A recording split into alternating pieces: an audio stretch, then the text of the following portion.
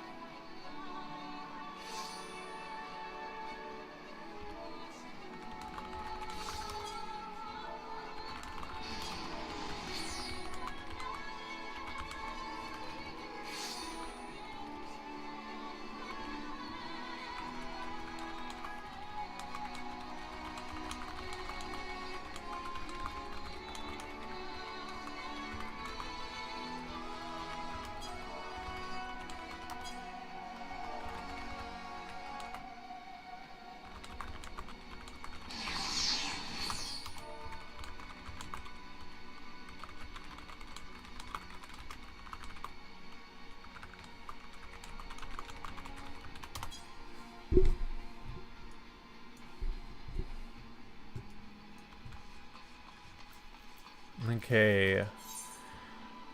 Oh, search for a guy at the designated location. What's a Demord soak?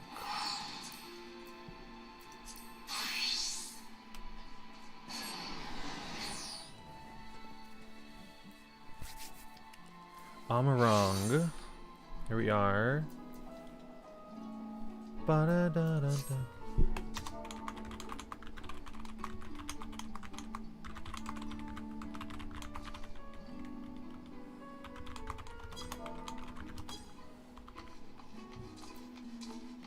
What mount should we use? I'm feeling like this.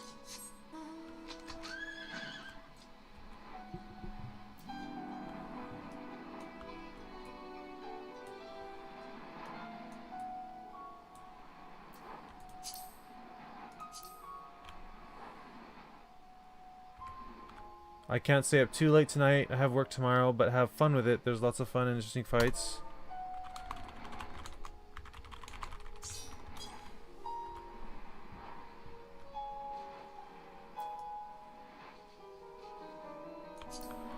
Oh.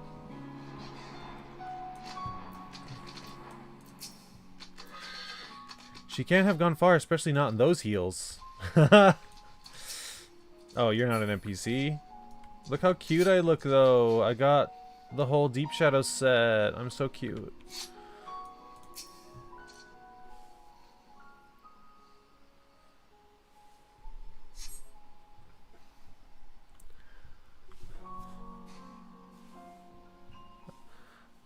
I miss doing Eden. At least the story. Get away from me! Uh-oh. What's going on? I thought Gaia was from the 13th Shard. But it turns out she's just from Yulmore, and I'm like, oh. Gaia!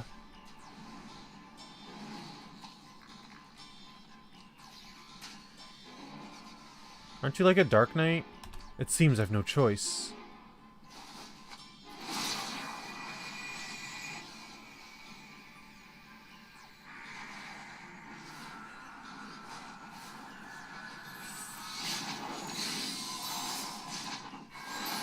Whoa!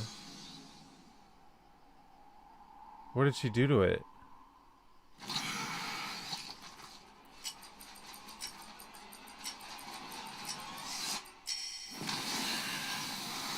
Whoa! What the heck?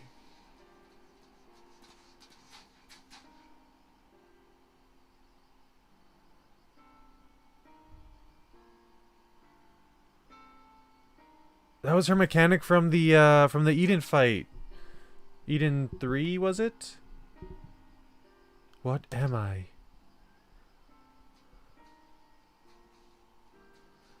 Like she would do the time delay thing.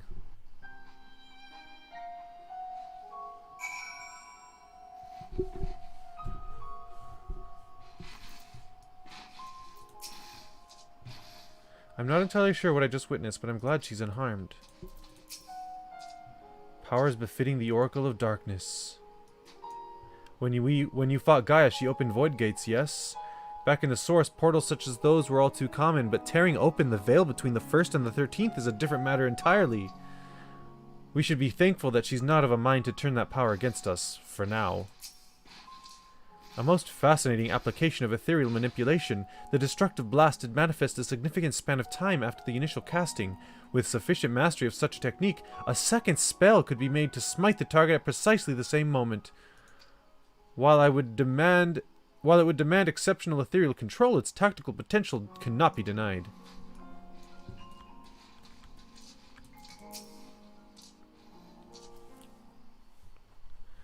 So that was really cool. A lot of people don't like Gaia because she's like a brat or something, but I still haven't, like, I have to get there first, I guess. What are you all gawping at? I don't mean to stare, but it's not every day I see magic like that, so this is the power of the fairy you spoke of? Ever since I was a child, it has whispered to me, telling me what to do. That's how I came to use its power. But there are things I cannot even explain. Holes ripped in thin air, terrifying creatures crawling out, ghastly-looking blades and armor appearing out of nowhere. But worst of all is the dark energy that comes from inside. This power. It feels as though it's only flowing through me, and never truly mine. And even when it answers my call, it always takes a few moments for the spells to work.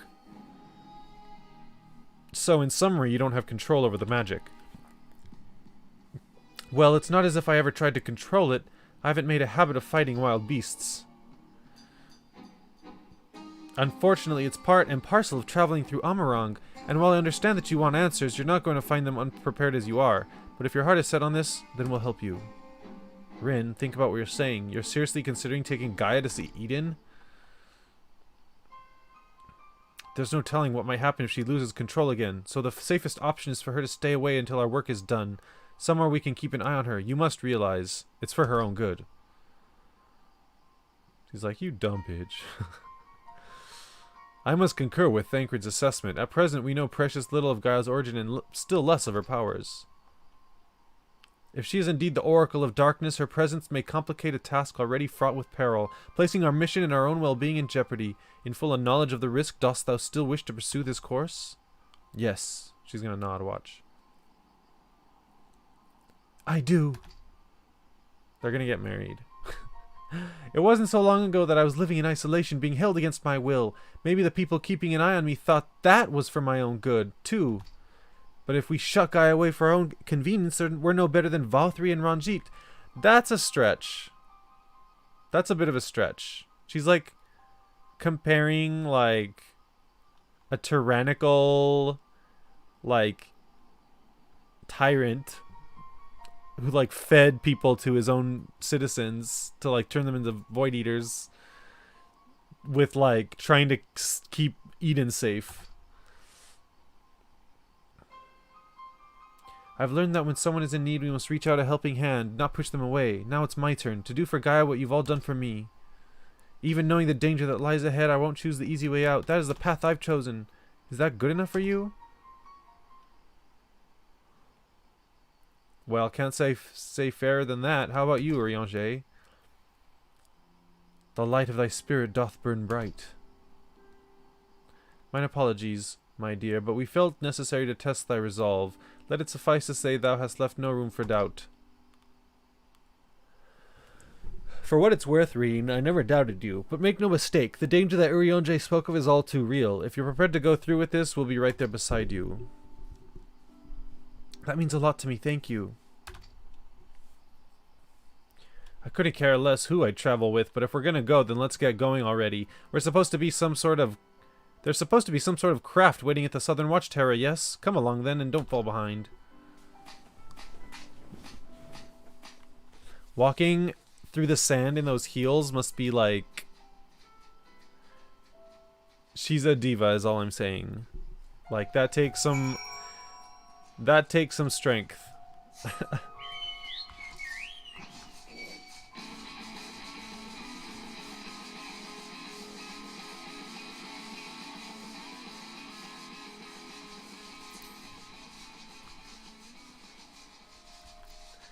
Okay. It's been a while since I've been to Eden. I can't wait to get back. I'm excited to see where the story goes. I kind of had, like, who the bosses are for the most, like, the first... Maybe 2 of the bosses I've had ruined for me already. Oops, I didn't mean to talk to him. Damn it. It might be a bit of a tight squeeze with the 5 of us, but we'll manage. Perhaps Ryonji can sit on top of our luggage? No. I want to see what they have to say. Of course I'm worried about what may happen when Gaia gets close to Eden. We'll keep a close eye on her and make sure she's alright. Though our circumstance hath changed, our mission most assuredly hath not. Restoring life to the empty remaineth our primary objective. Why couldn't you leave this craft in moored silk instead of all the way out here? Actually, don't bother explaining. Whatever the reason is, I'm sure it's something frightfully uninteresting. Let's be about it, shall we? I love that she just has, like, no time for anyone's bullshit.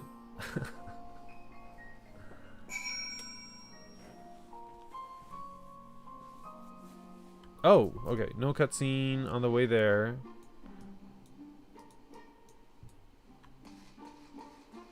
I love the FF8 music.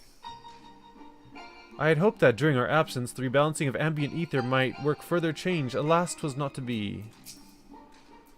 As usual, we should keep our sojourn here as brief as possible. Let's tend to business quickly.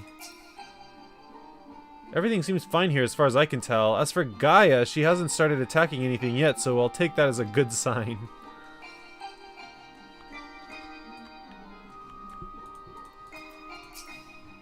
So there it is.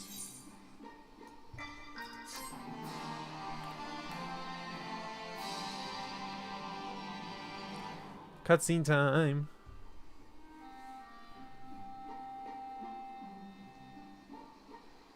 Eden, where I'll find the answers I seek.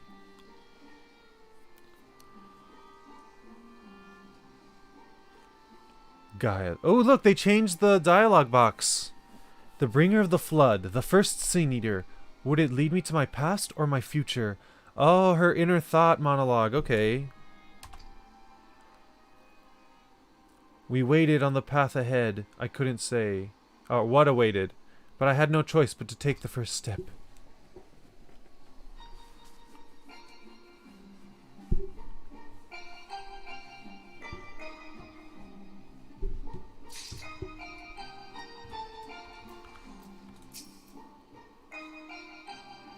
Okay, the dialogue hasn't changed. Blood and thunder. Wow, Warcraft reference. Gaia is lost in thought as she gazes towards the silent giant on the horizon.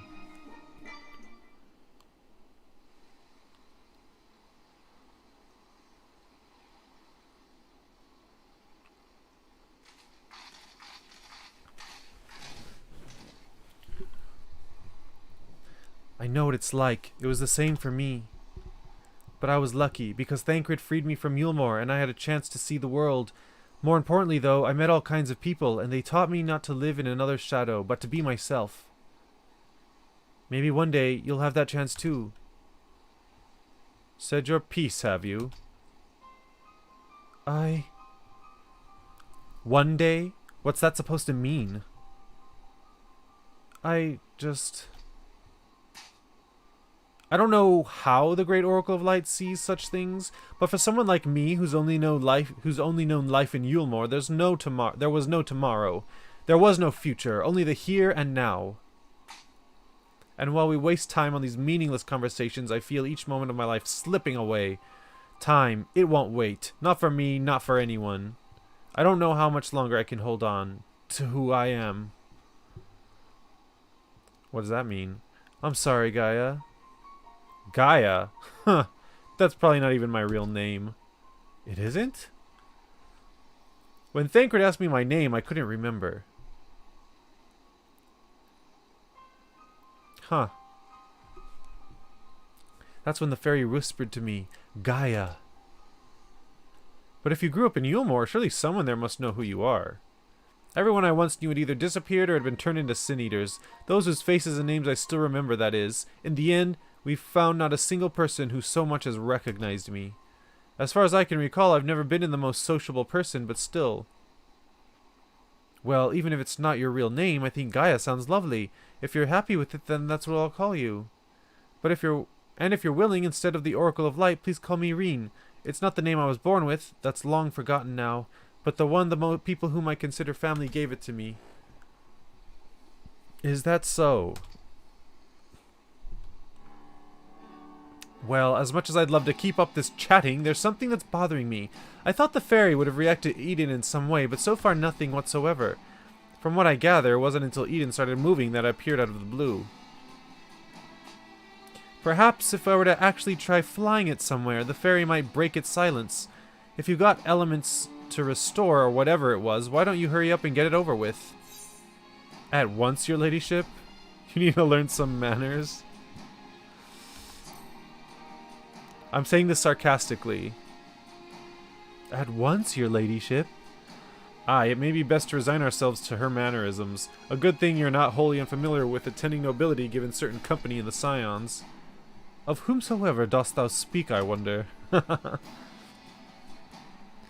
Alright, everyone, I think we've talked for long enough. If you're ready, let's make our way to Eden. Blood and thunder await. Let's do this. I'm excited. The first one seems to be Rama. Proceed to Eden's core.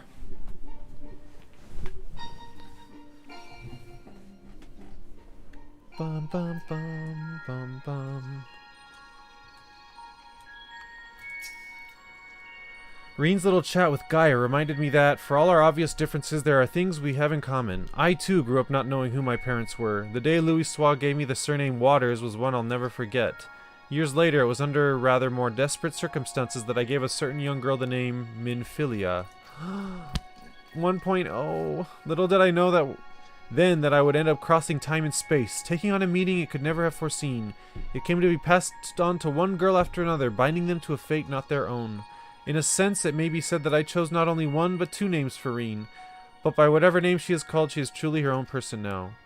And as central to our lives as names are, I believe that it isn't the name itself, but the bonds it symbolizes that matter most.